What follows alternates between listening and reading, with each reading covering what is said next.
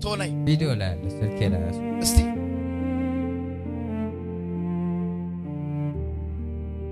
ኢየሱስ ፎቶን ገለበጡት። ከዛ ይሄ ታረደ በእንትን ዶሮ ነው ጥፍር የሆነ ጥፍር አለው ነገር እዩት። ይሄን ደግሞ እንዳደነግጡ በጌታ በኢየሱስ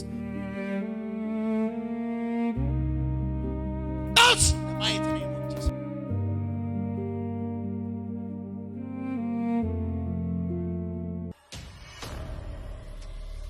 የራሴ ነኝ አደርገው ደሙን ጠጥቼ ነው የሚገለው ይላል። ውጣ በኃይል 1 2 3 ደሚ ይበል። ሁለተኛ የመጨረሻ ስም ማን ነው? ምንድነው ምሳሌ? ስጋ ቤት ነው።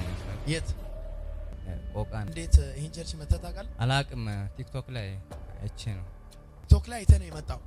ከቆቃ ህልም ላይ ብዙ ጊዜ የሚያስጨንቁ የሚያስፈሩ ነገሮችን ታያለህ? ብዙ ነገር ያሳያል። ማታ ራሱ እንደዚህ አላደርኩም። የሆነ የሚያስጠላ የሆነ ገደል ውስጥ ምገባ ነገር የሆነ እባብ ነገር ማታ ራሱ አልተኛውም። እንደዚህ ነው ያደርኩት። እግዚአብሔር እንዲህ አለ። ቤተሰቦች በጌታ ናቸው? ወንድሜ ነው ካናዳ፣ እሱ ብቻ ነው በጌታ ያለው። እኔ በመንፈስ ያው ማየው ነገር ይሄ 666 ጋር የተያያዘ ነገር የት ነው የምታውቀው? ከ666 የሆነ ቆይቷል። ብዙ ስቃይቼ ብዙ መስዋዕትነት ከፍዬ መጥቻለሁ። እዛው ሳይሆን ሌላ ህይወት ውስጥ ነበር። ተከላካይ ነበር። ብዙ ተጎድቼ ቆስዬ እና መጥቼ አሁን ለዚህ ደርሻለሁ። ከዛ ኑሮ አልተሳካም ማለት በጣም ተጨናንቄ ያለውን እሰራለሁ፣ ምንም አይለወጥ። ከዛ የሆነ አንድ ጓደኛዬ እንደዚህ በቃ ብር ይሰጣሉ ወደዚህ ገባ ራሱ 500,000 ብር ይሰጣሉ ምናምን ሲል በቃ እኔ ስልክ ድንገት ቲክቶክ ላይ አየሁትና ደወልኩ። ደውዬ በቃ እንደዚህ አባል ለመሆን ከፈለግ ፎቶውና መታወቂያ ላክልኝ አለ። ላኩለት። ብር አስገባለኝ። ስንት ብር?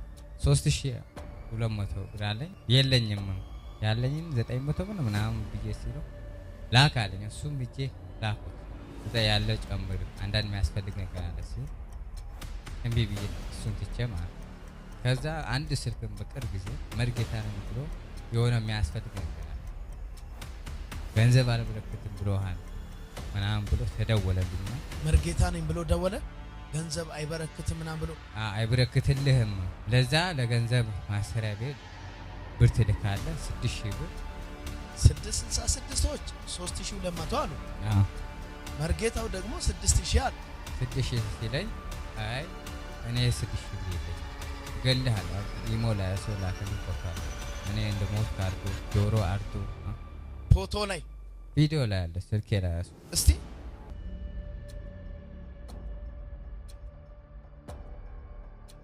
ይሄ ታረደ ዶሮ ነው። ይሄ ጥቁሩስ እንደው አላቅ ጥፍር የሆነ ጥፍር አለው ነገር ፈረሰ። አሜን በሉ በጌታ እዩት። ይሄን ደግሞ እንዳደነገ በጌታ በኢየሱስ እንዲህ ነው የሞትከው ብሎ ይሄን ላኩለት። ተመልከቱ። ሞተሃል አንተ ብሎ ይሄን ላኩለት። አንዴ መርጌታዎቹን ልርገማቸው ከፍ አርግቼ አንተን ሞቷል። ይደው አላነሳም። ይሄት ካየው የመጨረሻ ህይወት ነው መረበሽ እጅ በቃ ራስን ላጠፋ ራሱ ደርሻለሁ። ራስን በቃ የመጨረሻው ይሄን ካየ በኋላ ራስን አጥፋ በቃ አጥፋ አለኝ። በቃ ጭንቀት ነው። ስራ ቦታ ራሱ ሁሉ መጨቃጨቅ ነው። ምንም ደስተኛ ሆኜ ራሱ አለሁት አይመስልም። አሁን አንዴ ልምታቸው መረጌታዎቹ መረጌታ ምናምን የሚባል ጠንቋይ ስብስቦቹን አንዴ እንምታው። ዘርጓ እጆቻቸው ሞትን ድል በነሳው በናዝሬቱ ጌታ በኢየሱስ ስም በኢትዮጵያ ምድር ላይ በሰዎች ላይ የሚሰራ ደም አፍሳሽ መንፈስ መረጌታዎች ስም ላይ የሚሰራ ጥንቆላ፣ ድግምት፣ መተት፣ አቴቴ፣ ወሰንጋላ፣ ሞሚናት፣ ቸንገበረኛው፣ ባላ ባልቸው አሜናትን ሞይ በኢየሱስ ስም አሁን አንድ ላይ ሰብስቤ እፈጫቸዋለሁ። ስራቸው እቅዳቸው ከንቱ ይሁን፣ ዓላማቸው ከንቱ ይሁን፣ እርግማናቸው ከንቱ ይሁን። መርጌታዎች ስራ ጥንቆላቸው ይፍረስ፣ ጥንቆላቸው ይፍረስ። መርጌታዎች ይሄ ልጅ አይሞትም። ይሄ ልጅ የኪዳን ልጅ ነው። ይሄ ልጅ የኢየሱስ ደም ያለበት ልጅ ነው። እነሱ ያስፈራሩት የላኩት ሁሉም ውሸት ነው። እሺ ተመልከተኝ። ስም ማን ነው? ኩራቱ። አትሞትም በህይወት ትኖራለህ ብሏል ኢየሱስ። አትሞትም በህይወት ትኖራለህ። አሁን ስጋ እየቆረጥክ ነው። ይሄ አገልጋይ ምን አለ በለኝ፣ እግዚአብሔር የራስህ ሆቴል ይሰጣል። ባረኩ። በቃ ካፌ ወጣ። የራሱ ሆቴል ይኖራል። በዚህ ሰው ላይ እንደ እግዚአብሔር ሰው እጄን ጭኜ ጸልያለሁ።